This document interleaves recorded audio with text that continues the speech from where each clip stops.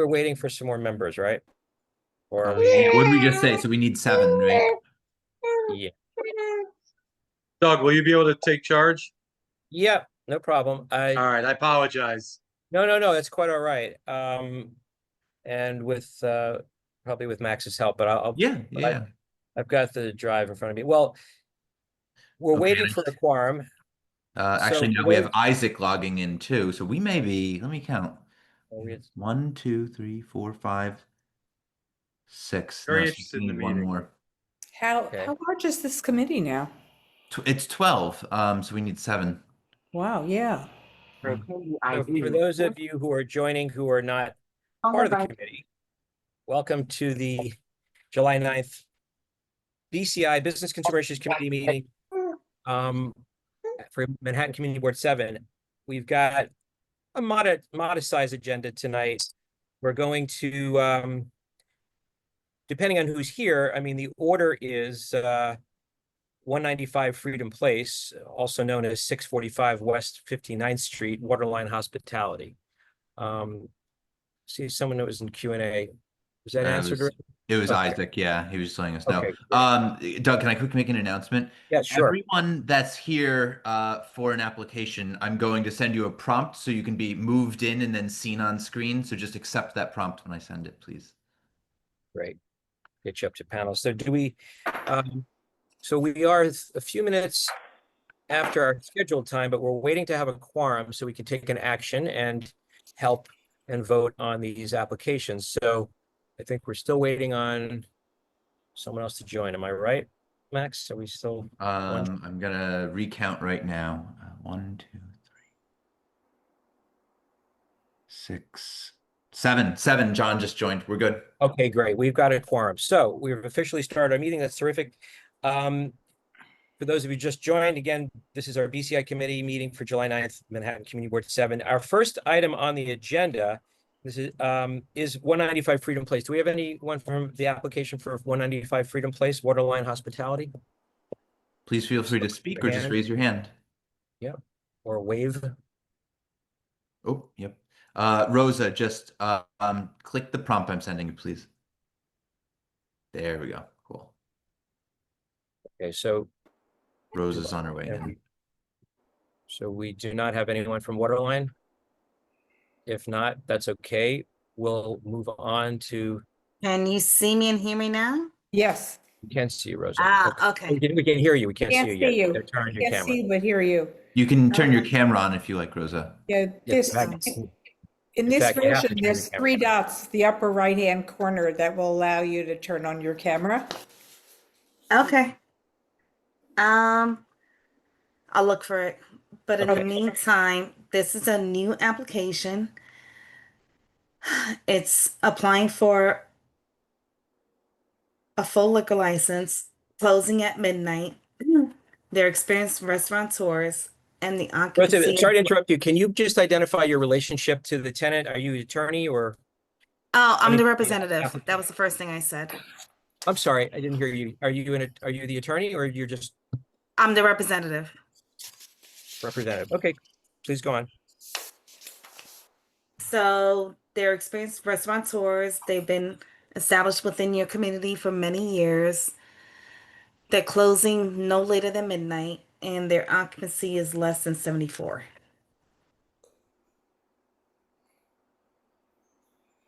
Right. Okay. And this is a temporary application for 2-year full liquor. And Yes. At Waterline, I know that there's restaurants there. Is this a vacant space? Is this a new space that someone's taking over? So it's currently a vacant space, and it's a new space that the new people are coming in, taking over, and negotiating a new lease. Okay, and I am pulling up the drive. I believe. What's the name of your new restaurant, or the new restaurant? They don't currently have the new trade name that they're going to be operating under, but most likely it's going to be a Freedman's Lunch or Pick a Bagel. Got it. Okay. Okay, we certainly know that operator. But as far as the definite trade name they're going to use, I don't know yet. Okay. Okay. All right, understood. All right, very good. I don't have any questions. Any of the committee members, do we have any questions, or anyone from the public? I just wanted to ask if it will be like a typical Friedman's menu or something totally different. Do you know? Like what breakfast, lunch and dinner? I know. No, they're gonna have lunch and dinner, same way they always do. I only put midnight because just to extend their hours, but they really, they basically close 10, 11 o'clock at night. I think they're playing with maybe a Casa Louis menu, but it's gonna be the same, pretty much lunch, dinner menus that they normally offer. Okay. They have breakfast too on the Upper West Side anyway. Yes. Yeah. Yes. Okay. Thank you. Thank you. Great. Any other committee members have any questions? I have a question. Rosa, thanks so much for your presentation. Why is the business not employing a manager? No, they will eventually. They just don't have one in place at the They will moment because it's gonna. Okay. No, they just don't have anybody in place at the moment because they're not ready to open and operate yet. Okay. Got it. But they will. Because page 14 suggests otherwise, but I'm sorry, what was that? the 14th page of the document says that the business won't be employing a manager. So Oh no, that was just a typo. They Okay. absolutely employ a manager. perfect. Great. Any other questions from the committee? And seeing none, do we have any questions or comments from the public? I don't see any hands raised. So, Seeing none. all right, same there, Max. Okay, so I would propose that we approve this application, and I would ask for a vote. All those in favor, please raise your hand. And let me see, Max, can you help me with a count because I'm on another? Yeah, no problem. I'm gonna include myself. as Ideally, a- could everyone raise their virtual hand? Yeah, the virtual hand Ideally. is actually better. I should have said that. I got you. Sorry. though. I Max, can- where's the virtual hand in this? I don't seem to have one. At the end of- Darn. Look towards the bottom of your screen, like under where you are. Yeah. If not, I'll count you. It might be difficult. I'm sorry. I don't have it while I figure it out. If No I worries. can, I'm gonna raise. Okay. Did you say it's connected to your virtual arm, Max? No, no. I'm having trouble finding mine too. I'll work on it for next time. All right. Looks Yeah, I unanimous, just- and we've got 8 people. Okay, so 8 out of 8, is that correct, Max? Yeah, because So- Miranda just joined as well. Okay, great. I see her hand. All right, so obviously if we're 8 out of 8, there's no, then the motion carries 8-0-0-0. All right, so thank you very much. Best of luck to you and the Friedmans. Thank you. Say hi to Alan. I will. Thank you. Have a good night. Thank you, you too. So Bye. next up on the agenda is 158 West 72nd Street, which is also known as Shanghai Dumpling Fusion Inc. Do we have anyone there? I see Yes. Miranda, is your hand still up for the vote, or did you have a question? Okay. Sorry about that. Yeah, it was just overlooked. Sorry, I can't hear right now, but I will be able to be soon. I'm here and listening. Okay. All right. I'm seeing I thought Question I heard Q&A. someone say they were here for it. there's a question in Q&A. Any way to change the viewing screen to have everyone that's Oh, speaking? yeah, that's my announcement. Nico, here, Oh. I'm gonna send you a just click the prompt I'm sending you and you'll be able to get in. There you go. Okay, And- here he comes. For some reason, I'm not seeing out. Do we have anyone from 158 West 72nd Street? Yes, hi, my name is Tom. Can you hear me? Yes. Yeah, hear you. 158, 72 Second Street. Yes. Shanghai Dumpling. Yes. And I am the owner. And so that's my first restaurant in New York, but I do have another restaurant in Maryland. And this New York restaurant, we are making very delicious handmade dumplings. And there's lots of Chinese, traditional Chinese food, like all the noodles and stir-fried food and others. and I'm operating that myself right now, and we plan to open at 11:30 until 11 p.m. And is there any other thing I need to tell you guys, or any Well, question? that's fine for now. And if any committee members have any questions, I don't. Anyone have any questions? And for clarification, this is the space that's below the Triad Theater, right, on West 72nd? Yes, right. There was a Turkish girl, I believe, which Yes. operated like maybe a few years ago, and then it was vacant. So I moved in. Great. Yeah, that's it. It sounds great to me. Do we have any members of the committee that want to say anything or ask anything, or anyone from the public? Only Seeing- question I have is if this got lost in the mail. I noticed that the date the notice was sent was October 21st, 2024. Just curious why it took so long to be received. So we like fix the whole properties, and for example, we change the freezer, change the like working freezer, and we do the whole building, like the kitchen and a lot of other works, and then we finally soft opened like 3 months ago. So it takes us like almost half year, because I ordered lots of stuff from China, and because of some problem, so it's a delayed.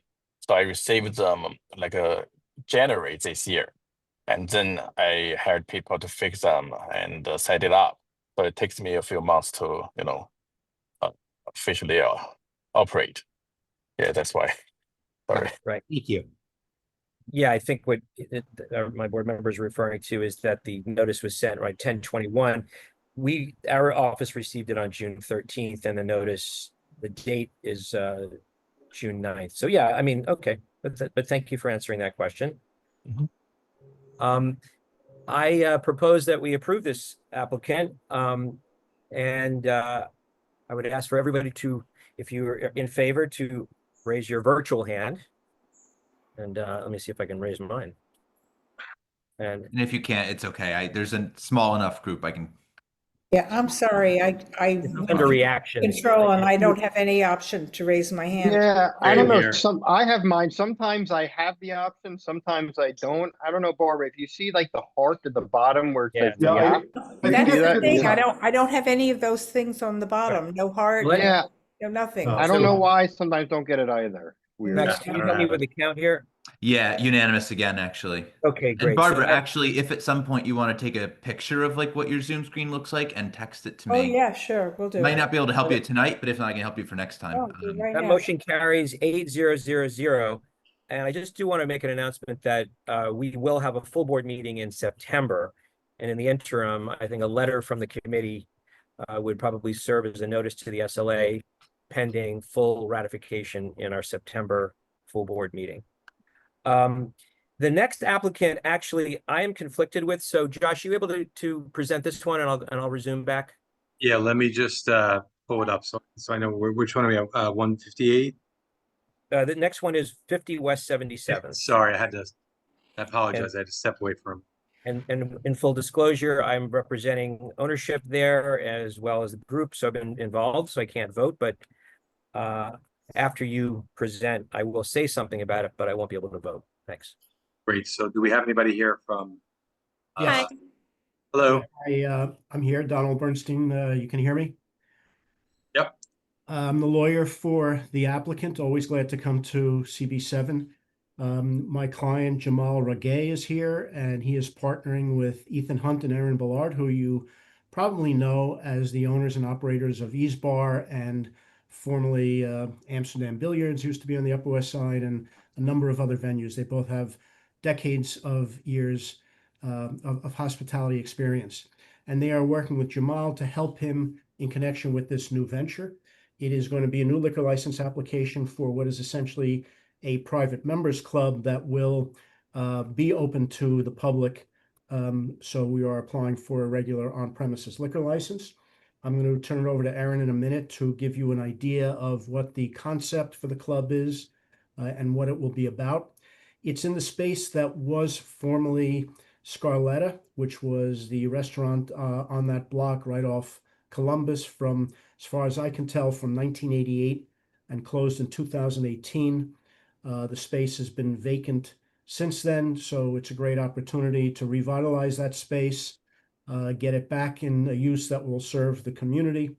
The building is residential, but the floors directly above us are not. They're occupied by Mount Sinai Hospital, which presents a nice buffer.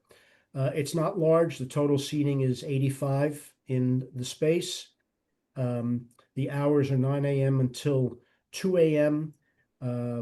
We will have principally background music, but from time to time there might be some light live music, whether it's a piano or classical music. It won't be every night, but we wanted to let you know that from time to time that will be occurring. We did outreach because we want to make sure the community knows that we are coming in. So we left notices in all of the buildings on 77th between Central Park West and Columbus, and went around to 76th Street as well. We left contact information, have not heard back from anybody, which I take to be a good sign. And with that, let me turn it over to Erin. Hi, everybody. How are you? Hi. So a bit about us. So the name of the club will be Leithium, and our idea is that it's for professional individuals that are age 40 and over. We want it to be calm, exclusive, tech-free. The idea is that it's a place for connection and engagement, and we want to offer an elevated social experience. Our view is that there's a lot of culture on the Upper West Side, and so we wanted to kind of tap into being in the cultural heart of the Upper West Side, and the Natural History Museum, Lincoln Center. We want people to come to us before and after shows as a place to congregate. We'll welcome all applicants, and our thought is really that it's for the immediate community. Like, this is a club for Upper West Siders. We'll of course entertain people from other boroughs, and neighborhoods, but our goal is the Upper West Side. We'll do, focus on privacy, civility. We want to do a jacket required. We'll have house jackets in case somebody comes in, but we want everyone in a jacket. We'll do some curated programming, so wine tastings, whiskey tastings, a celebrity chef dinner. We'd like to, we want to tie into Lincoln Center. So if there is someone from Lincoln Center Jazz or an opera singer who's in town, like individual performances like that, we'd like to tap into author readings, salons, discussions. And then I think, other than that, the music will really be background. And when there is live music, it'll be classical in nature or jazz. And, again, just kind of, we want to be part of the cultural vein of the Upper West Side. So New York City Ballet, the Natural History Museum, Historical Society, even like reaching up into the Apollo. So we bring people down from Harlem. So that's kind of who we are. So very different from what Ethan and I do at Ease Bar. So.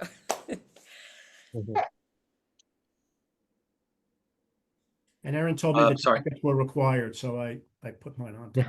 Thank you. Looking sharp. Any questions from the committee? I feel underdressed. Barbara, you had your hand up? Is there a membership fee to join? And how much? Yes. How much is So it? it's $600 a month, and then there'll be a day rate of $50 if somebody's not a member and wants to come in. Okay. And if I remember correctly, that space it was not ADA accessible years ago, is it now? Yes, the landlord already put in the elevator to go down the stairs. So if you walk by 77th Street, you can see it there. Oh, okay. Thanks. Yeah. And when do you plan on opening? Well, it's a pretty big build out because there is nothing there now. So if, pending our hopeful approval from you guys today, we're going to hit the ground running and start construction, which we think will take a year. Okay. John has a question. Yeah, I just look, as you know, or Doug, but John first. Oh, John first. Yes, I'm sorry. I thought you said. Go ahead. Yeah, I apologize if I didn't catch this, but when you said you're a private club but open to the public, I guess that must be the $50 option. Does that mean anyone can walk in and pay $50? and membership is just a bulk discount kind of a thing? Well, basically, it's, it's a day rate, kind of like a cover fee. So if somebody wants to come in, Okay. like they're visiting New York, or they're just interested in one of the events that we're doing, but they don't want to have a full membership, we offer it that way. Okay, so member means you have a unlimited entry for your monthly as opposed to the daily cover. Okay, but functionally speaking, anyone who's 21 can, and appropriately dressed can go, right? It's, Yes, exactly. yeah, which is like 3 people on the Upper West Side. Right. But, you'll figure that When you're out. coming from the opera, you've got your jacket on, right? You can wear jeans to the opera now. I mean, That's true. That is a good point. I don't like it, but Miranda? Yeah, so I'm just so sorry. So the daytime it is open, but it's tech free. Am I hearing that correctly? Yeah, I mean, our idea is that we really don't want to have like cell phone use, and we want conversation. I think during the day, if somebody wanted to come in with their laptop and they're a member, that we would, we're not going to necessarily turn them away, but we want it to be more of a conversation and a community gathering, and not a bunch of people staring at their phones. Got it. Thank you. Get some old phone booth for people to go into to make their calls. Yes, I love that idea. Like an old school New York phone booth. Miranda again? Or no? Sorry, I just didn't put my hand down. Okay. Dan? Yeah, I'm curious about, again, this is maybe not relevant to our approval process, but I'm curious about how you came to the membership fee, because pre-COVID, I was a member of the Norwood Club down on 14th Street, which was somewhat similar aesthetic and vibe to what you're describing. And that membership fee was $2,000 a year. I mean, I think it's just more to run businesses now, and we want to keep it very exclusive. We want everyone to be able to come in and have a seat at any time. We don't ever want a line on the sidewalk. So in order to keep membership capped and able to provide the hospitality we want to, we have to make sure all the finances work out. Doug? Yeah. So as I said up front, I'm involved in the transaction. I'm just very, very excited about it. And I can honestly say that working with everybody has been a pleasure. Ethan and Erin are very well versed on the Upper West Side, business owners, and familiar with having liquor licenses and food and beverage operations. So that's one thing that's very reassuring. Jamal is a great new asset to this neighborhood. It's been a pleasure. And just observing the professionals that they've engaged with, the designers and architects and everyone. So it's been a pleasure. I have no doubt this is going to be a really nice quality operation, and it's going to be wonderful. And this space has been vacant for many, many years. We've had lots of different challenges with it. I just think this is a really great new fit. And that Jackie O used to come here with some history. She used to be a customer at the restaurant. Anyway, I support it, and I ask everybody else. I urge support, but obviously I can't vote. So all the best of luck. Thank you, Doug. Anybody from the public have anything to say? No? Thanks, Max. Can I ask another question? Of course you can. It just seems like a really hefty price tag to me, especially on the Upper West Side. And I was just wondering if you have like a built-in marketplace already, if you have people who want such an establishment, a private club thing in our neighborhood, because so alien to anything else that we've ever had, as far as I know. Yes. So, Jamal lives on the Upper West Side and on Central Park West. And I think that some of it is, his family and friends and his community, knowing that there's, have been interested in having a place to gather. So we think there's a market for it in a lot of the higher end buildings on the Upper West Side where people leave the neighborhood. We'd like to keep some of that on the Upper West Side. I just say there's an enormous, an explosion of private membership clubs around the city, and this one certainly. Oh, wow. Yeah, it's enormous. I mean, probably dozens at this point. There's no discrimination, is there, in any way about, politically or racially or? But for us, no. Yeah, no, we're open It to can't everybody. be- I mean, I think that there are clubs who are doing those types of things, but that's not what this is. This is really just a social place for everybody. And to give you some comfort, there are laws against that. You cannot discriminate. I based on know race, there are, religion, nevertheless. But if anyone can pay the cover charge, you're a restaurant that's open to the public as far as Yes, the city Human Rights Commission would be concerned. It's exactly. Yeah. Okay, thank you. Yeah, Jamal, did you want to address something? No. Okay. No? Okay. Oh, there you go. I had just wanted to I'm sorry. Am I muted or unmuted? Can You're someone unmuted. just, if they're texting and have their phone next to the mic, could they just silence their text or move it so it's not right there, please? Thanks. Okay. Can you hear me, guys? Okay, Yes. so just wanted to say thank you all so much for taking this into consideration. And I just wanted to quickly add to what Aaron had said addressing Barbara's concern.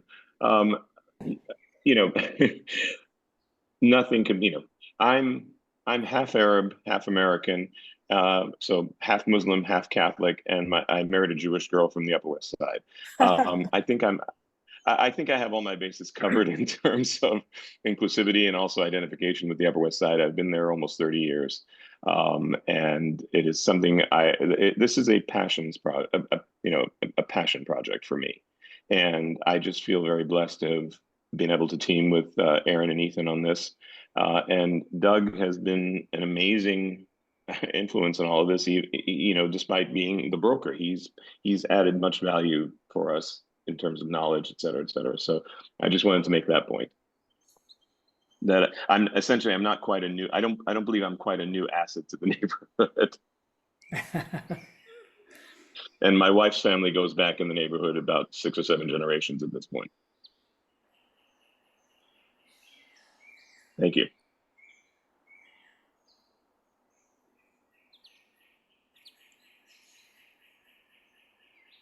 Josh, are you still there? I'm here. I was muted. Sorry. Anybody else? Okay, call the question. All's in favor?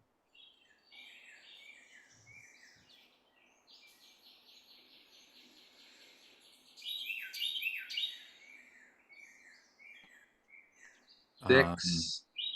Well, one 7. less because no Doug. Yeah.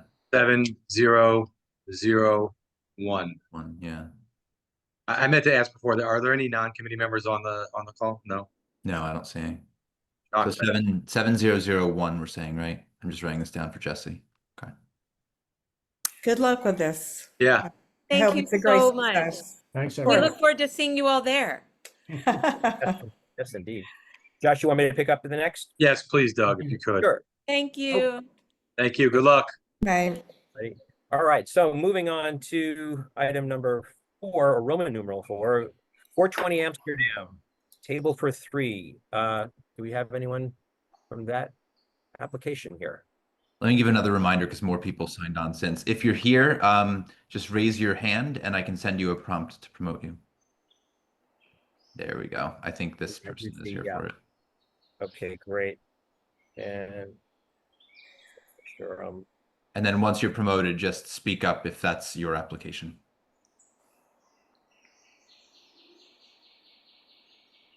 Get back to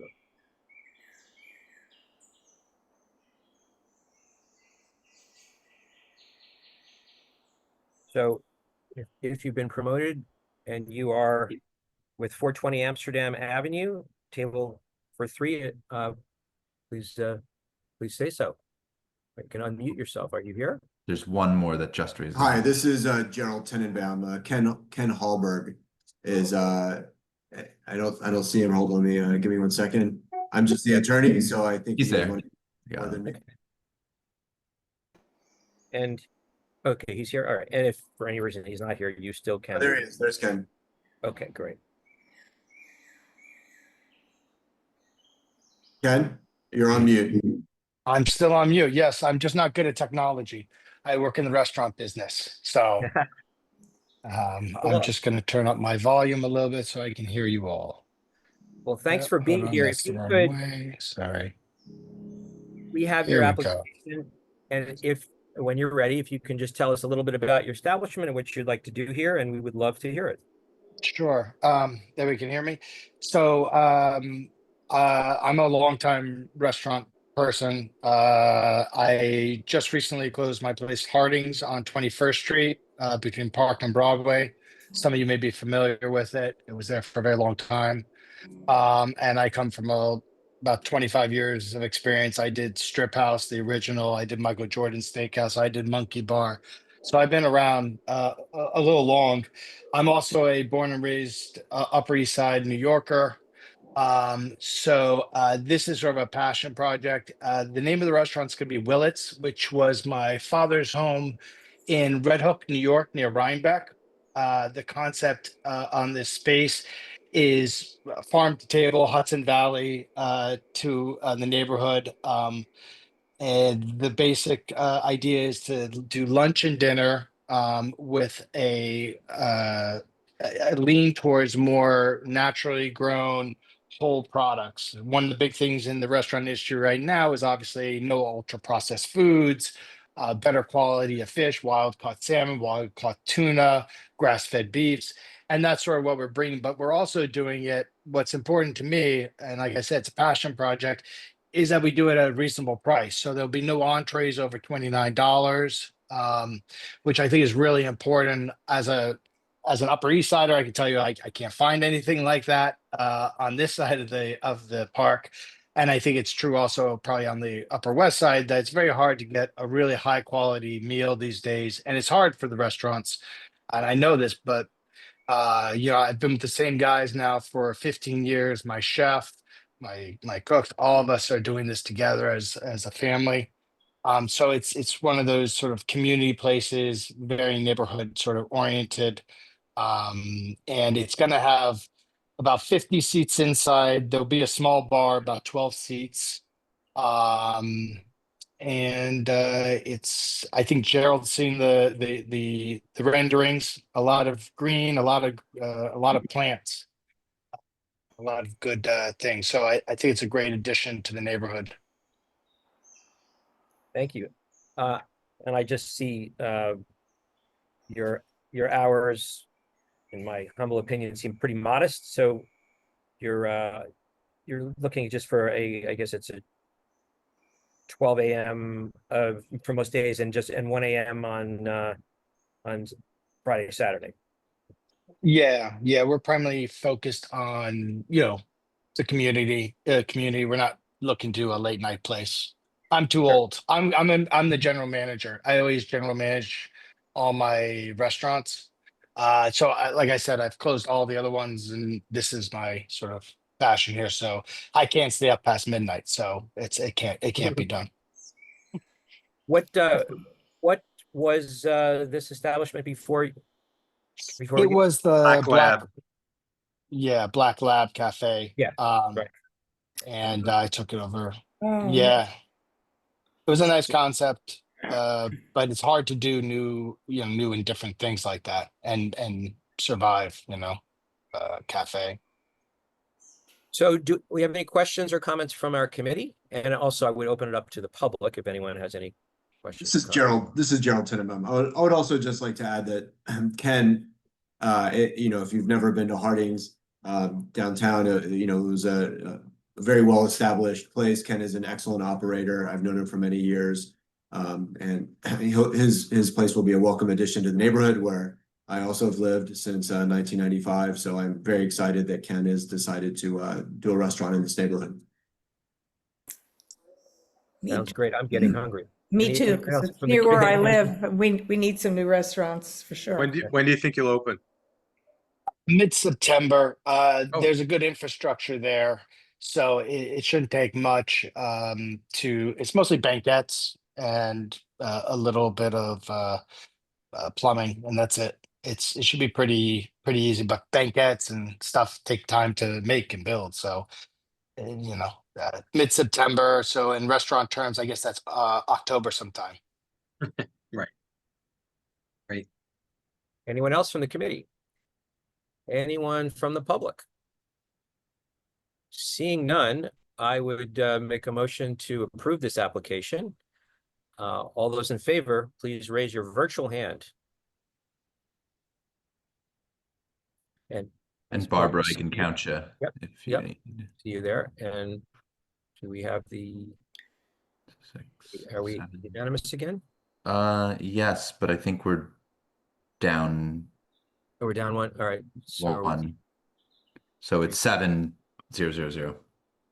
Hey guys, I just also want to thank y'all for holding this meeting because you know it's often hard to get meetings going in the summer, and I appreciate it.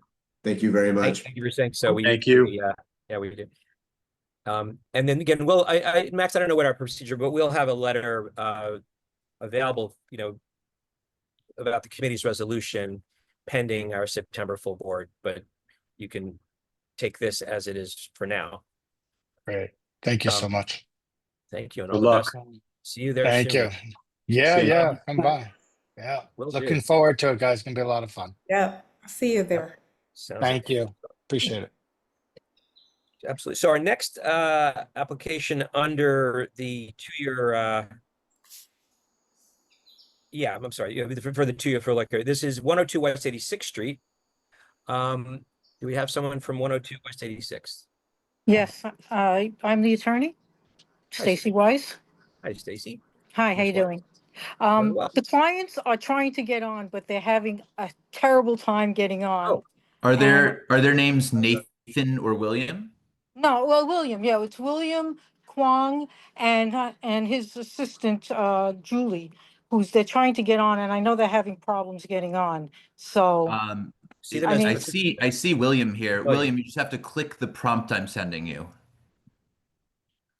He got it now. Okay. I don't see Julie, but William's here well, now. they're together, so they're probably using the Oh, same okay. phone. Excellent. So, he doesn't Great. speak much English, just so you know. So she's kind of interpreting to him. No problem. Okay, no Okay. problem. So, Hi, okay, how are we you? see them. Okay. Hey, how are you? Hey. Hi. Ah, there you are. There we go. Okay, all right. So I'll start it off. I can Yes, Stacy, start. take it away. Yeah. Yeah, so it's what it is a transfer of the current place that's there, which is it's a little confusing because the original place was 102 West 86 LLC. They're using the name 102 W86 LLC. So it's just a matter of West changing to W. Now, Mr. Kiang, Mr. Wong, I should say, he's a very experienced operator, and he's actually opening up 2 other places as we speak, one in Manhattan and one Westchester. And so he's taking over, he's getting a transfer of this current place. Nothing is changing. Actually, it's even going to use the same DBA, which is Avis, A.VES. And so same hours, everything's pretty much the same. So if you have any questions about what's there now, we'll be happy to answer. We applied for a temporary, so hopefully we expect that soon. Right. I have not been there myself, but I've heard great things about it, the food, and I've seen some wonderful pictures of food. So recurring theme is I'm hungry. Seems that way. Apparently so. Any questions from the committee? And anyone from the public? Anyone either? Well, if I don't see any questions, so with that, I would make a motion to approve this application. All those in favor, please raise your virtual hand. And Barbara, see your physical hand. And where are we at? We back up to, hold on, I'm looking at. Yep, we're back up to 8 because Miranda just texted me. She's having a little trouble raising her hand. Okay, so Miranda back. her and all right, Barbara makes 8. So it's unanimous on the committee, 8-0-0-0. Wonderful. All the best to you and Ms. Weiss. I don't know if you heard my previous announcements, which is that this is the committee vote. Yeah. And it'll be hopefully ratified Yeah. in the full board meeting. Yeah, right, in September. Okay, thank you so much. Really appreciate everything. You've been wonderful. Thank you. Absolutely. Have a great evening. Thank you so much. Thank you. And get some food. Bye-bye. So we have, let's see, one other new application. These were, and this is for 245 West 72nd, Picky Barista West. Do we have anyone from Picky Barista West, which used to be Picky Barista West? There we go. Ms. I'm Dragan. here. Okay. Hi, you're not a stranger to us. We've seen you before. Yes. How you been? Good. Welcome back. Would you like to tell us about your application? Well, so this is the second time that I'm on this meeting for the same location. I don't know if you're aware of that or not, but a lot of work, a lot of new projects that we had we had to postpone it a little bit, so I had to come back here again. And same thing that I'm doing past 6 years. Similar thing to what I did with Columbus location.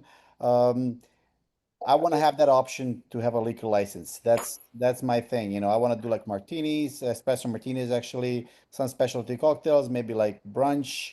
Uh, Nothing too crazy. We are open from 7 o'clock in the morning till 7 p.m.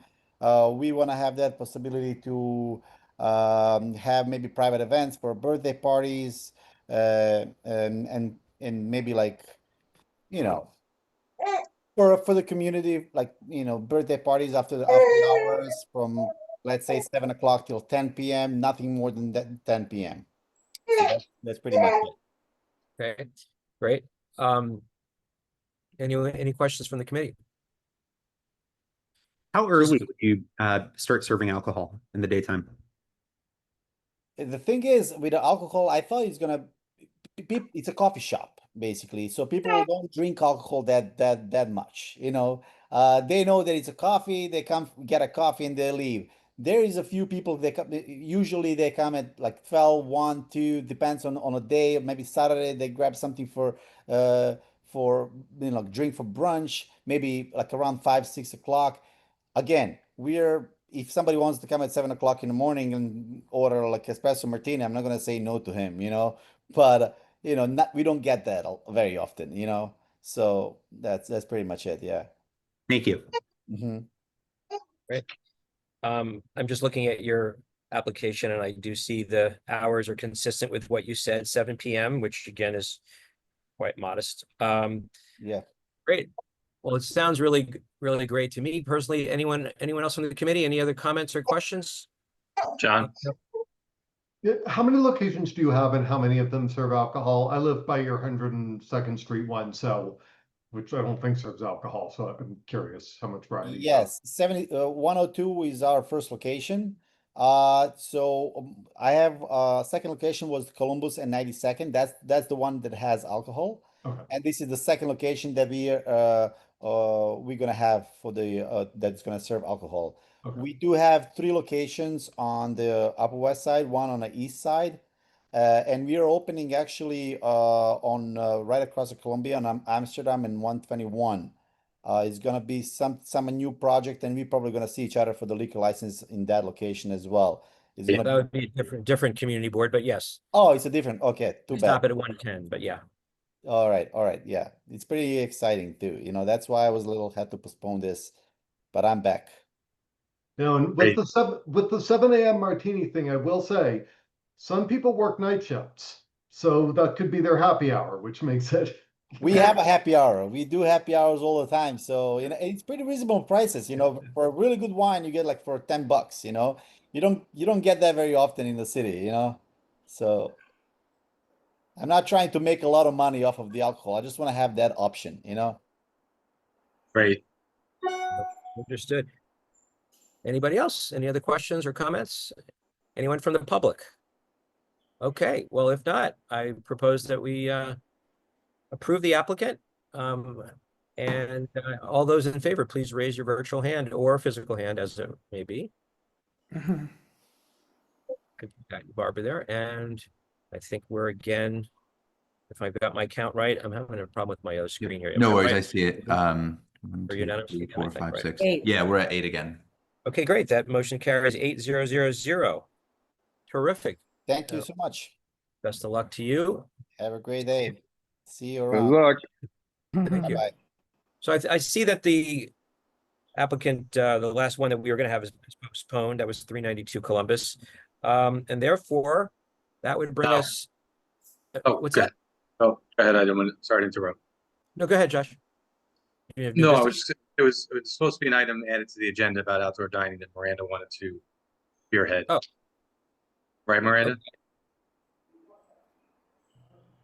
Yeah, if Miranda wants to bring it up, I mean, new business. I know, yeah, that's right. We did talk about it at the last committee member. Yeah, I guess, well, I don't know how useful it'll be if we didn't get on the agenda just for members of the public, because I guess my thought on all of this was just getting, figuring out a way, putting all of our smart heads together that we can use whatever muscle we have as a community board to support outdoor dining. Because I think, we've seen that like our time is not best spent on those DOT applications, right? I think we all agreed that that was not a good use of our time. But I think it's just, I think we're all pretty aligned, maybe to different degrees. And, correct me if I'm wrong, that like, I just anecdotally, I've seen a lot less outdoor dining on the Upper West Side. And I think it's a shame. And I think that we all got pretty used to it during the pandemic. And I think a lot of us are not thrilled with the way this has been handled by the city. And I'm not that new to the board, but I think I'm less clear on like what we can actually do. But I think the reason I brought this up was looking at ways that we can support outdoor dining and hopefully either get rid of some of the red tape or just be a voice on behalf of restaurants or be sort of convening power. Not that they don't have one with Andrew, but anyway, I'll stop rambling. I think you guys get the point. I just am wondering, I guess that's kind of why I wanted to be on the agenda. And I don't know if it makes sense to have it on an agenda where we can have businesses come talk and maybe just collect some testimony about this being so difficult and onerous, or if anyone has any ideas, I'd be open to it. But I just thought we could use our muscle as the board. Thanks, Miranda. I mean, obviously, we would probably, I think it would be best to think about some specific things that we want to support or initiatives that perhaps some elected officials are proposing or we want to propose or support.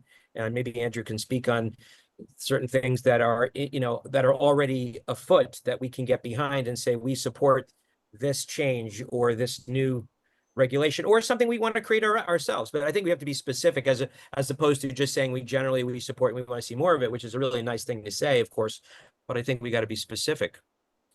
And it can be multifaceted. It doesn't have to be one, it could be multiple items. Go ahead, Barbara. Oh, I'm sorry. Go ahead. Did you want to? No, go ahead. You beat me to it. Oh, all right. I just wanted to say that one thing I think we might look into is the fact that so many restaurants today don't have a restaurant rating noted outside. They have nothing. I notice it more and more, and I have to assume that they don't have A ratings, which is why they don't have anything showing. So.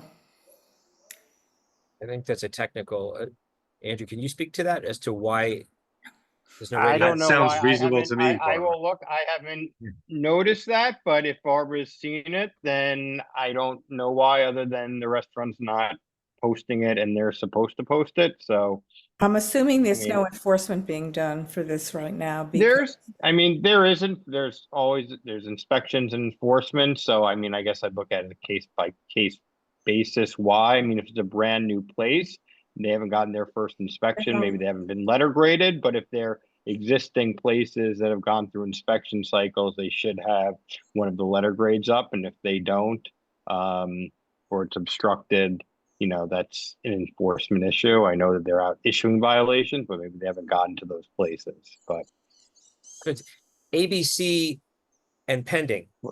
Mm-hmm. I think that's something else. I forgive me, but I can't think of the name of the restaurant in my building. Doug, you know what it is, right? Oh, yes. It's the Mediterranean, right? Yeah. Yeah.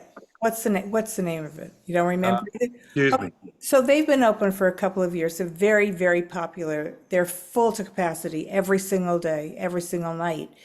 And they have nothing posted. And the fact is that they have a grade pending, and they have had for a really long time. And, I think that customers have a right to know that something is grade pending, which means they have some real issues.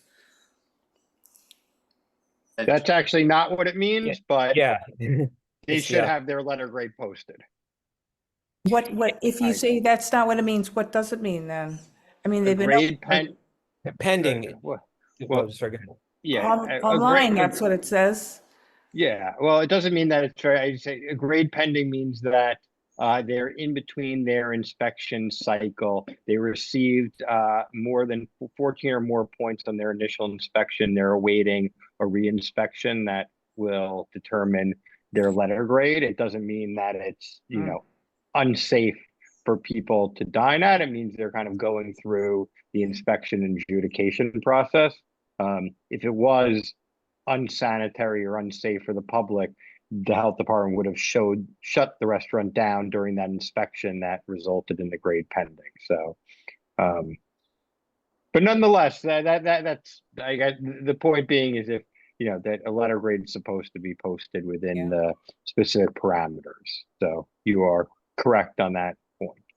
Miranda, did I see your hand up? Or did you have another question? Or Yeah, I just want to be clear. I'm not just talking about how I mean, of course, open to ideas about how we can support restaurants, but I just want to be clear about what I was trying to talk about. And if no one has any ideas or I'm not being specific enough, totally understand. But obviously, there's been a real shift in policy that the restaurants have had to play catch up to. And I think the current policies are pretty unfair to these restaurants. And so as the committee of small businesses, I just would love for us to be able to actually support these restaurants and think about ways, whether it's, kind of taking keys from Andrew and kind of the policy organizing if he wants to talk on that, or anything else that we can kind of support or put forward. Not talking about restaurant grades, just want to be clear. Talking about ways that we can support outdoor dining. We know we still have a good, 3, 4, maybe 5 months left. And so, it's not over yet. And so I just feel like we should be doing something. see Andrew's hand up. You want to respond? Yeah, no, and sorry, Miranda, for not responding. I was just responding to Barbara. No, I thank you. I think that's a good point. My suggestion, just because the complexity of all of it, would be wait for the city council to introduce legislation as a result of their oversight hearing a couple of months ago, and then look at what the council's actually proposing. And, community boards can do resolutions in favor, opposition, or just general comments on those. I think that would probably be the most effective path from a community board perspective, because I'm sure other community boards will opine as well. And then it's at least, giving an opinion on some concrete policies versus something that's just more kind of theoretical, or even just coming up with something on our own at CB7. I think that would be very hard to then turn into legislation and get done. So anyway, that's the long-winded way of saying I'd wait to see what the city council proposes, and then as a community board determine whether or not we wanted to opine on that proposal. Thanks, Andrew. And I just wanted to add that, I mean, some of the things, and we can always look at all of the hearings from city council, but obviously some things involve costs, whether, or not it should be year round, so that the restaurants don't have to store it, the very expensive cost of setting it up, breaking it down, and then storing. So there's, things like that have been discussed, and I'm sure quite a number of others. So maybe we should, be a good study of the things that are being discussed and anything else we want to add. And then, as Andrew suggested, either, whatever proposed legislation is happening in city council, we can support it or oppose it or whatever. And then if we want to add anything, it's our liberty to say what we want to say. So I applaud Miranda, wanting us to be more involved with this. Miranda, is that good with you? As opposed to, because I don't know, we're going to have another BCI in August, but if we actually want to get into specific resos, Andrew, do you know when these proposed resolutions based on that oversight hearing is going to happen? Are we going to see something in writing? I have no idea. It could be, any time between now and the new year, but I just think there's obviously interesting politics happening at the moment in our city, and it's difficult to tell whether or not, even if something was introduced, it would get a hearing before then and be passed before then. But I do know there's active conversations about, potential changes, both legislation, or potential rulemaking by the Department of Transportation. Sure. And for any of the new members that are on this committee. I look forward to meeting each one of you, but if you do have something to say, feel free to raise your hand. I see Dan's hand up. Okay. This is a newbie process question. When we're in the middle of discussing or hearing from someone who's submitted an application, and we want to talk internally without them being part of it before we vote, is there a protocol for moving to executive session? You know, the answer to that, generally speaking, is no, because we really want to have our debate in public. Okay. If there's something very specific that would reveal a private matter, someone's identification, something, then that is something I think worthy of discussing. But generally, I think we're really supposed to have our debate in public. Do you have an example of something that came to mind to bring that up? Yeah. Oh, well, I would have liked to have an internal conversation about the private club application. In terms of, because I found that, I don't think I'm alone, but it seems nuts to me. But what do I know? Yeah. The cost. Yeah, actually, I mean, not the concept. Obviously, they have every right to charge what they want. Right. But in terms of the optics of it, it seems very much out of character with the Upper West Side. I think that's something that's okay, in my opinion, to bring up in front of the applicant. Yeah. Yeah, I would just Their say, and money, again, if maybe it we can doesn't check work, with a it's- parliamentarian on this, but my sense would be that these are public meetings and this needs to be part of the public forum. And should we go into an executive session and make a decision one way or the other, that takes the public nature out of it, and we could be accused of many different, things, one side or the other. And unless what Doug said, it was something that would reveal something of a real private nature. That's all very fair. I'm not. Yeah. No, it's a good question. No, it's a great question. Appreciate the question. Listen, There I must be also, legal and just on implications that to too, this and maybe too. at like a new, maybe for a better in-person meeting, I don't know if we'd have to put it on the agenda too, but one of the things that comes up every so often is like, what factors are we using to determine whether or not we support an application or don't? Sometimes, I guess each individual member can use their own criteria to determine that, but often sometimes we'll bring in things that are kind of unrelated to the license itself, or, and it's a question of how much that should, in my opinion, influence how we vote. For example, maybe, obviously it could be more specific and probably based on something a little bit more controversial, but it's like a new Italian restaurant's opening up and we're like, well, there's already a lot of Italian restaurants, in this area. Should we really vote in favor or not?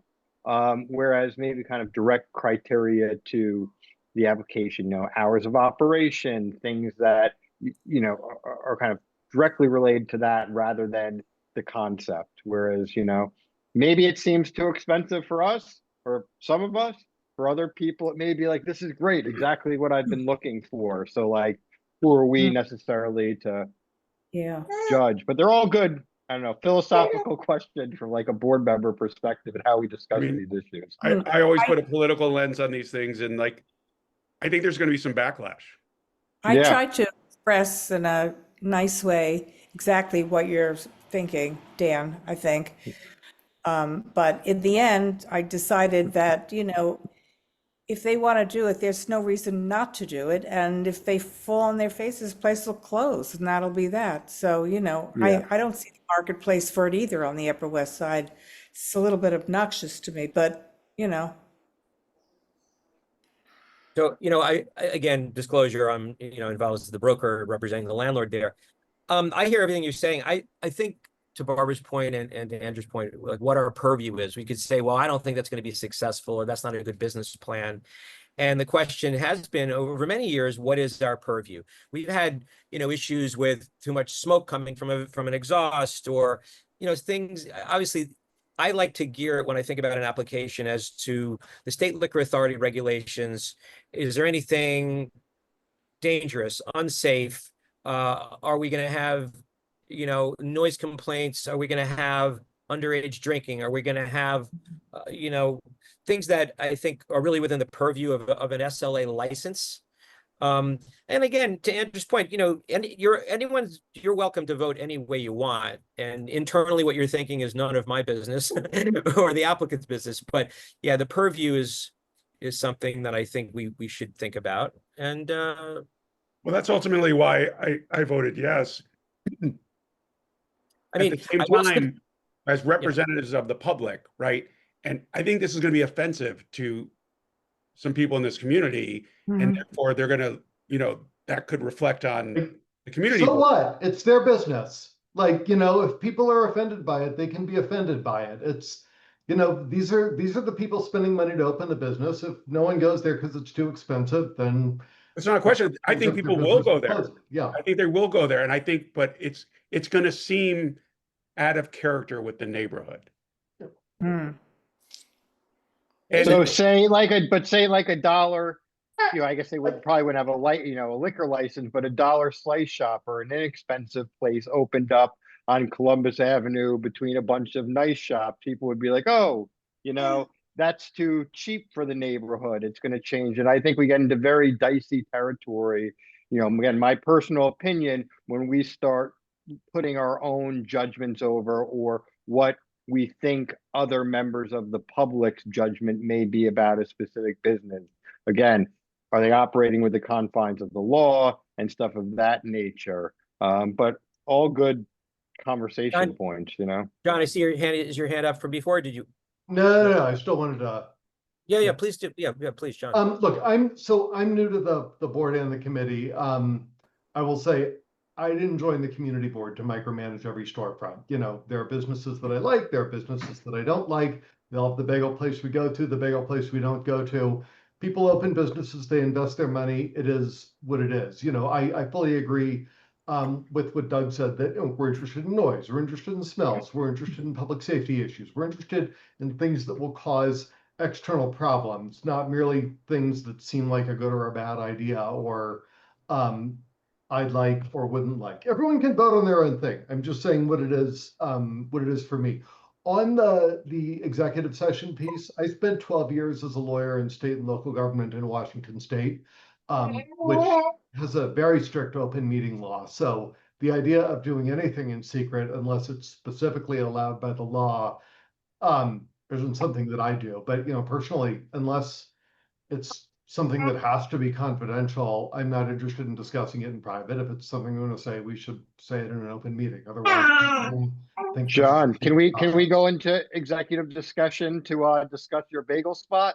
Here, if we want to do a quick vote, like I can very quickly pause this. Like I can pause the Zoom if we do actually want to go into an exexecutive session. That's absolutely fine. I am not suggesting that we do it. If there was ever a reason to do it, Max, I'd want there must be someone in the law department who has guidance for when community boards and committees are even allowed to go into executive session. There is, and and by the way, so you will all the new members will go through Manhattan Borough President's training, and as an attorney, you'll know more than you'll probably. But there are very specific things as it relates to conflicts of interest and open meetings and the procedure, which is basically going to the attorney of the day at the borough president's office. But of course we have a parliamentarian and we have our bylaws. So, and then, we always default to Robert's rules. So, but yeah, the only time we've been really using executive session of late are personnel matters, discussing very private matters regarding hiring process. You can hear Josh's baby is very upset about it too. She's not that upset. She's trying to chime in, but she doesn't have the words. She has an opinion. Doesn't have the words. Yeah, she's really. I've been through the ringer on a bunch of illegal secret meeting lawsuits, and these things are much more strictly regulated in the West than they are in the Northeast. But I don't think they're necessary as a matter of principle unless there's a specific reason why they're necessary. Okay, just to clarify though, I was not suggesting we should be going to secret conversation. I was just Yeah. asking about There's a question. protocols for having these kind of conversations. Of course. No, this is great. Listen, we welcome. I'm so excited to be working with you guys on this committee.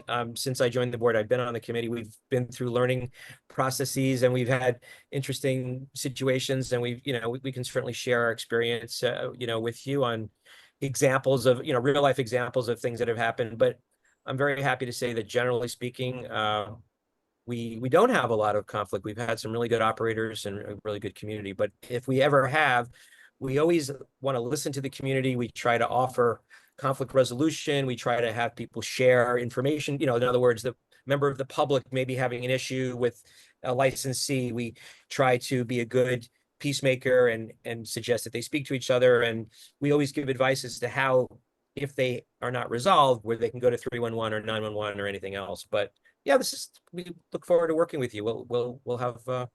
Okay, but I do want to follow up on something about criteria, right? So I very much understand the general rule of thumb about, are they following the law? Are they doing things that they're supposed to be doing? At the same time, right?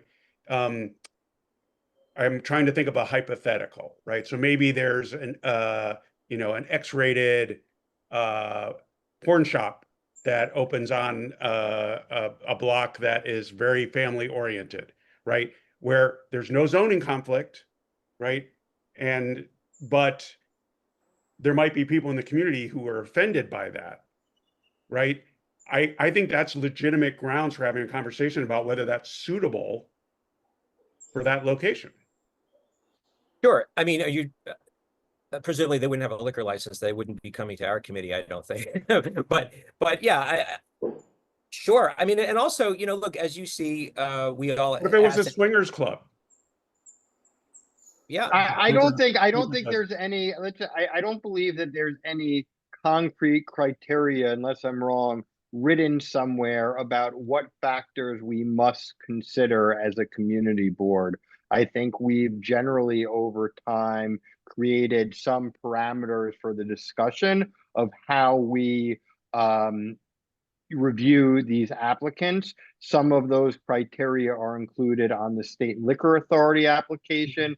Other of those criteria, often which are almost identical, if not identical, are on the CB7 application.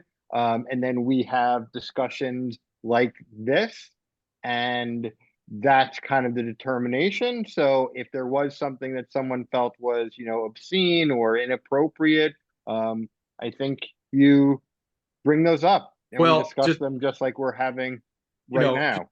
I think we've had that recently with the cannabis. There's a lot of people who have a personal objection to this while, it's legal. And my response to people who have the objection to this is, 100 years ago, you couldn't get a glass of wine, and it's just the way the law is. You don't have to like the law, and you might object to the cannabis, but the law is the law. So while you say, and by the way, I'm not saying that I want to have a porno, maybe a swingers, but not a porno on my book. But be careful, Josh. Josh, I think the internet put all of those out of business. Earmuffs, I'm not sure they exist anymore. But I'm just saying, that I think that that the businesses want to open, and if there's enough outcry from the community, because they'll know about it, we'll have them at the meetings. They'll show up. And we do have a rich history of swingers clubs in our neighborhood. I mean, those even come His retreat was on 74th, which is now Endoscopy Center. So there's the jokes get writing themselves. And I'll just actually I'll add just if I could to Josh's point that it's true from my perspective. Like either our office will hear about it or they'll show up to the committee if there ever is something that like the community or the neighborhood is really fired up about. They'll land on our shores one way or another. And John, I see your hand. I wanted to just add, so a couple of things that we could do. First of all, the 311 data is open, right? So we can go to the SLAM mapper and see if there have been complaints. This is for existing licensees. And we have every right to do that. And the public has every right to see if there have been noise complaints or fights or underage or whatever a 311 complaint could be. I think it's a good this is my own personal philosophy, but I know that we've done this as a collectively as a committee to give the benefit of the doubt to a new applicant. So for example, we've had situations where an old licensee in the same location was a problem. Maybe they Totally irrelevant. Yeah, right. So it is totally irrelevant. And so someone comes in and, they haven't even opened yet. And people are very wary. It's okay that they're scared or nervous about what could be. But, unless there is an actual problem with someone new, we try to clean the slate and it shouldn't, but anyway, but John, I see your hand up. Yeah, so I wanted to ask, what exactly is the scope of what comes to us? Is it just liquor licenses, or is it other businesses? Is it other types of licenses? But I'll note on that point, Doug, I spent one of the things I dealt with working for the city of Seattle was dealing with nightlife regulation, and people certainly complain. But the red flags that I've seen before, and like the way these things can play out, are either a location has historically been problematic, a new person wants to open there that doesn't have any history, neighbors are concerned that the location's cursed, it's going to go wrong no matter who opens it. What do you do there? Or the owner has set up a shell business and actually they have a long history of being a bad actor elsewhere, and they're not trustworthy people who you want. That can be a problem too. And then the other thing is, and sometimes what happens out front, and the person who owns the business will say, well, it's on the sidewalk. I didn't cause any of this. So I've seen these things go sideways and get tricky in a lot of ways. But the other thing I've come across a lot in my experience is just the places that don't get licenses and just start doing things can also cause the problems. Like hookah bars was a phase of controversy that I had experience with, and they never got a city license. They just opened and people complained about them. But I guess I do want to circle back to what is it that comes before us to begin with? So I can answer that, and I see Dan's hand as well, and anyone else wants to chime in. But generally speaking, obviously the literal, we're business consumer issues, and so we've been mostly sort of reactionary and responding to applications. But we've been trying to, and we just liquor license applications specifically. Liquor licenses, outdoor dining as well, and cannabis licenses. Those are absolutely things that we opine and okay, those are the three specific things. Okay. But we have in the past, and I think we would like to be more involved in business and consumer issues. And each one of you as a member have every right to bring up something in new business that you think is worthy. A consumer issue could be someone's ripping someone off in the neighborhood. I don't know. They're labeling their meat with expired. I don't know. It could be anything, right? I'm not. So we in the past, we've done business to business events. We have a history of doing that. And I think recently we had a meeting with the executive committee and the co-chairs of this committee and every committee as to what we can do to expand our role.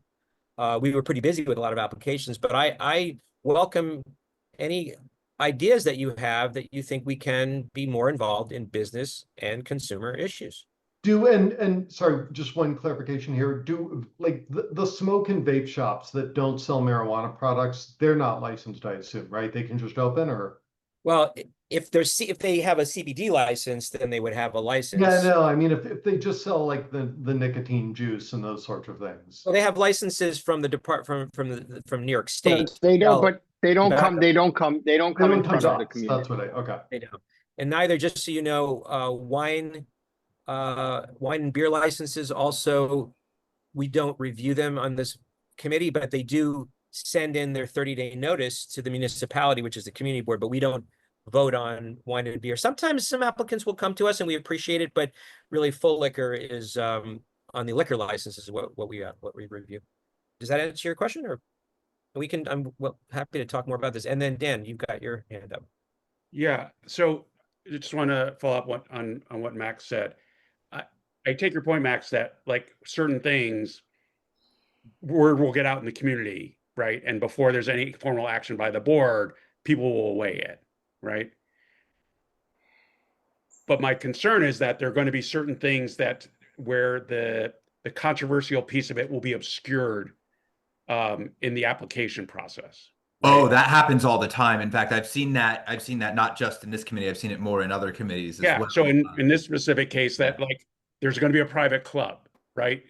That's not necessarily a trigger warning to people that there's something ominous coming, right?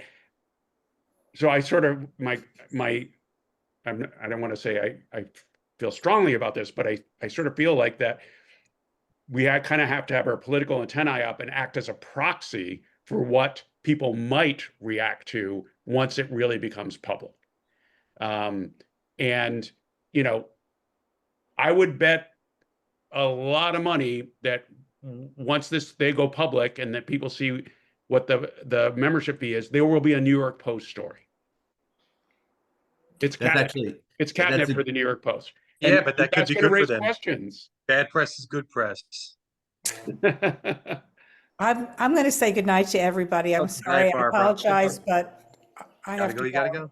So all right, good night. Enjoy the rest of your summer, everybody, and I'll see you in September. See you. And we're gonna adjourn this meeting shortly. But I'm sorry, I don't want to keep people. No, but I really like what I'm interested in what you're saying, because I think, look, first of all, licenses have to be noticed. So you've seen that one of the requirements on the packet that is sent, that we all have access on the Google Drive, is that they've noticed the public, right? And we put it on our website, and there are rules about how many days before, we put it on where we can actually hold a meeting, and then they have to notify us 30 days. So there's a process for the public to be engaged, and we always solicit as you heard, every application I said, is anyone from the public, because we want to hear from them if they have anything to say.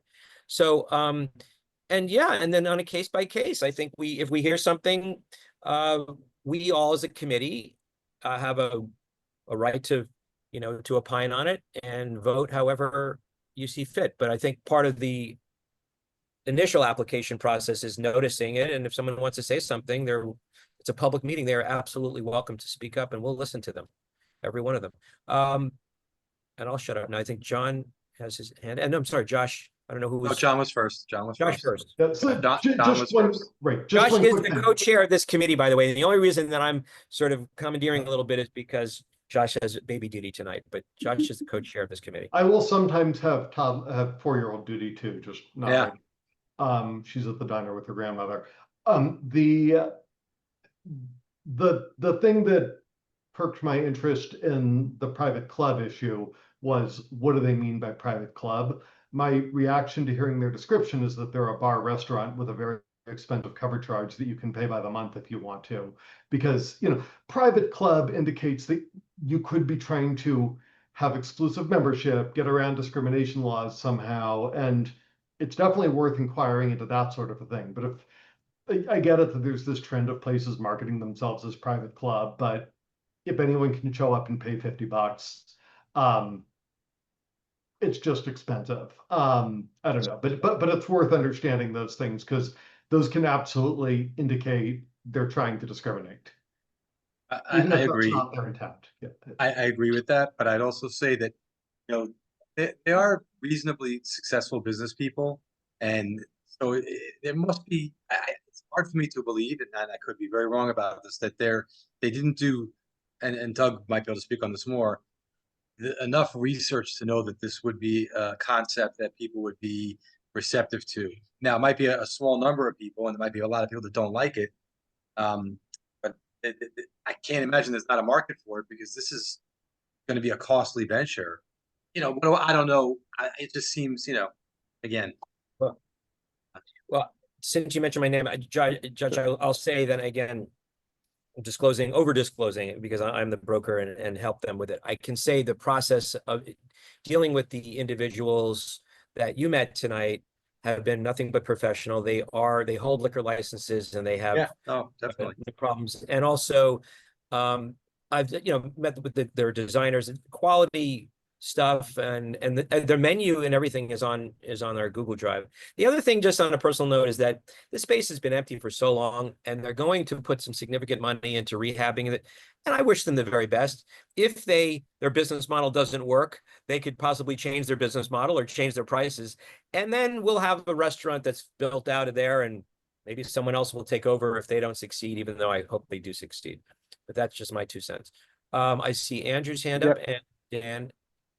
Yeah, two quick things, and unfortunately I'm gonna have to jump to in a 2 minutes. But first one is John makes a good point on the private club issue, that it's not technically a private club if anybody can pay. That just means you have to pay, you know, to get in. So I don't think it would technically be classified as a private club, which you know, has a technical definition. The second part is, just last month, the state legislature amended the ABC, that's the alcohol beverage control laws in the state of New York, to actually create a new license category for private clubs, because until now they had to create a nonprofit within the club to then apply for that classification of license. So whether one likes it or not, our state's elected leaders just enacted legislation in the budget to allow liquor licenses at private clubs. So while someone could debate the merits of that, I again go back to my philosophy that we're not legislators. We're, you know, appointed members that volunteer to try and do the public interest and good for the public. And we should be looking at these applications not based on what we think as business consultants of the concept, but rather not if they're in compliance with the different rules and regulations. I just thought that was an interesting point because it's kind of timely, and I don't know, we can go back and look at the application, which classification, well, I guess they couldn't, it hasn't, the governor has to sign it, so the new private club, or maybe it did take effect. I don't know. It very soon there will be this new private club classification. And then the second part, John, on a side note, I'd love to talk to you because at the end of January in 2020, I don't know if you were in Seattle dealing with nightlife regulation then, but I was there for a nightlife summit, and we were waiting for, I believe it was your mayor and some other of the regulators to come speak to our group, but they were delayed because the first case of COVID hit right outside of Seattle and Washington State, and we were watching on TV. They eventually showed up and said, "Sorry, we really That can't would have stay been and talk much." late February, not January, but yeah, it's a, Yeah, I guess February. yes, it was the nursing home in Kirkland, Washington, and the bar mitzvah in New Rochelle were the two. Yes, Sundays. yep. It's- And then I remember coming right back on the plane to Yeah. the community board. People were like, "What are you doing?" Anyways, we can connect on. Yeah, it's yeah. And Josh, I still see is your hand up from before, Josh, or you? No, Okay. So your hand is up new. no, it's my hand is not up. There we go. Okay. All right. So Dan. All right, last thing I'll say on this, and we can adjourn. Just to clarify, I'm not questioning their business model. I've never said that. What I'm questioning is, are they a good fit for the neighborhood with that business model? And I totally get that people are going to have different opinions on that, or that shouldn't even be a criteria for our consideration of approving their application. But from my perspective, you know, in our role as acting as advocates for the community and proxies for the public, it's a question we should be, I think we should be considering, or at least talking about. So I will probably speak to this at the full board meeting, just to raise the question and see what, you know, because like, you know, Barbara and I had this similar reaction, and I imagine there might be others who do too. And, you know, it might be something where like we talk it through and people say, you know what, that's for them to figure out. But there might be, you know, people who sort of feel like I'm not comfortable with that. So that's my last piece. Yeah, thank you. I mean, and I think we all need to sit on this as to what on the criteria portion. What is a good fit? I think is a very dangerous path to go down. Because what is a good fit can be very benign and wholesome, and it can also be discriminatory in and of itself. So I just caution, you know, I think it is my belief that our purview, this is not this particular application, it's just in general, because we've had so many different things that have come to us saying, you know, we had smoke from a pizza place, and there were people that wanted us to not approve outdoor dining or a wine and beer license because they were having an issue with a mechanical issue. And we felt it wasn't the purview that would be the health department, the DEP or something else. Anyway, but listen, food for thought, all good stuff. Does anyone have anything else before we adjourn? Excellent conversation, everyone. Yeah, thank very you for good. hearing me Thank out, you. Doug. Have a good night. Looking forward to seeing you all. Motion to adjourn. Thank you, Doug. Second, All right, second. All right, here we go. Have a great night, everybody. everyone.